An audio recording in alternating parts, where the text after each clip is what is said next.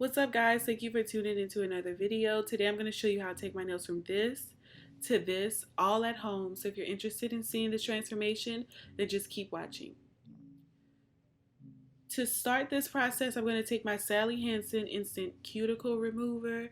This really dissolves the dead cuticles cuticle skin that's on your fingers, giving your hands like a nice manicured look.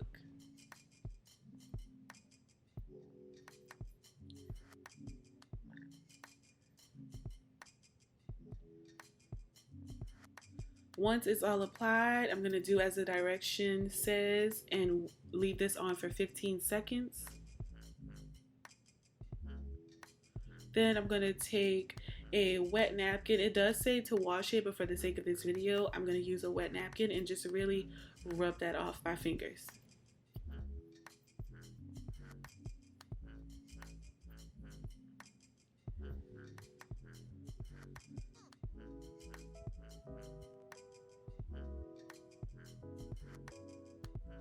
Next, I'm going to take my cuticle pusher to really get like the dead cuticle skin that was on my nail bed and also push back my cuticle. I'm going to go in with my nail cutter to cut off the areas of my cuticle that was lifted after I pushed them back.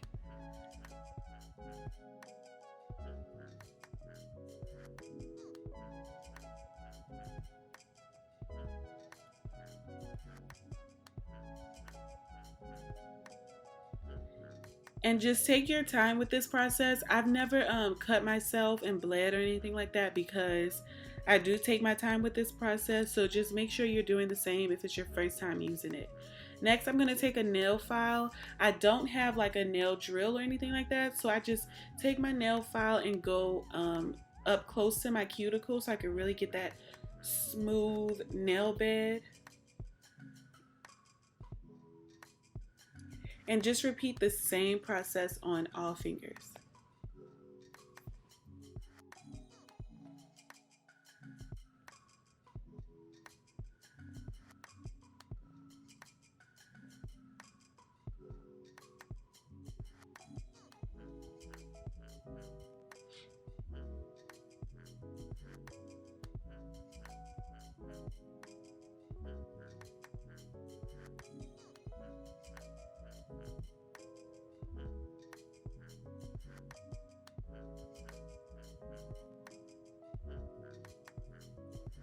Alright, and now my cuticles are all done and looking nice and groomed.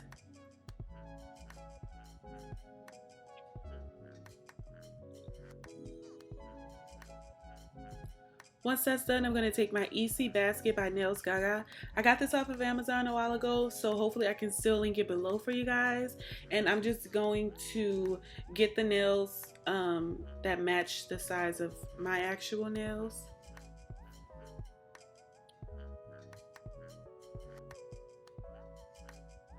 And during this step, I like to go for the sizes that really cover my whole nail from side to side. If not, you'll really give away the fact that they aren't acrylics. And like I said, I'm going for like just a more acrylic look. Next, I'm going to take my Kiss brush on nail glue. This was my first time using this nail glue and I really loved it. I'm definitely going to buy this again. It really helped when I was pressing the nails on my fingers. It wasn't like spreading the nail glue all outside of the nails.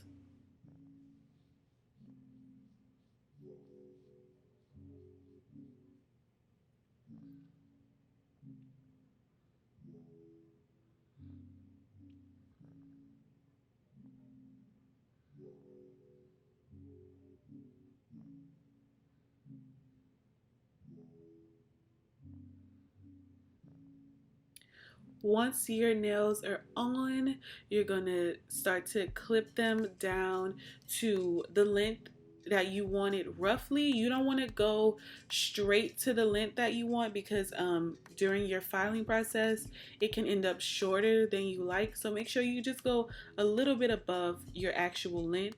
Then I'm gonna take my nail file and begin to file my nails. This part always takes the longest because I like to get really sharp corners on my coffin nails, so I'm just really tedious about that. But at this point, you can file your nails to whatever shape you want, whether it's coffin, you know, square, oval, almond. You can just do whatever you want at this point.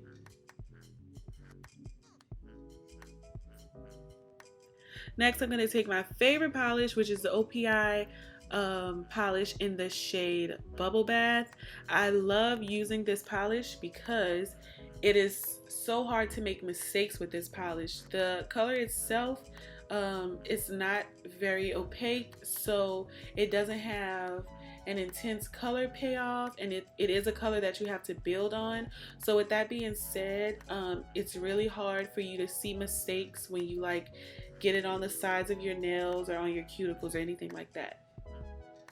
And I feel like it's a perfect polish for beginners. At the tip of the nail, I like to polish it as well because it gives off more of an acrylic look. I find that when I leave it clear, you can kind of tell that it was done at home. Next, I'm going to go in with my blow dryer. Since I'm not at a nail salon and I don't have one of those fancy machines, I just use what I have, which is a blow dryer, and it really helps speed up the process. And that is the nails completed. I hope you guys enjoyed this video. If you did, don't forget to give me a thumbs up, comment, and subscribe, and I'll see you in my next one. Bye.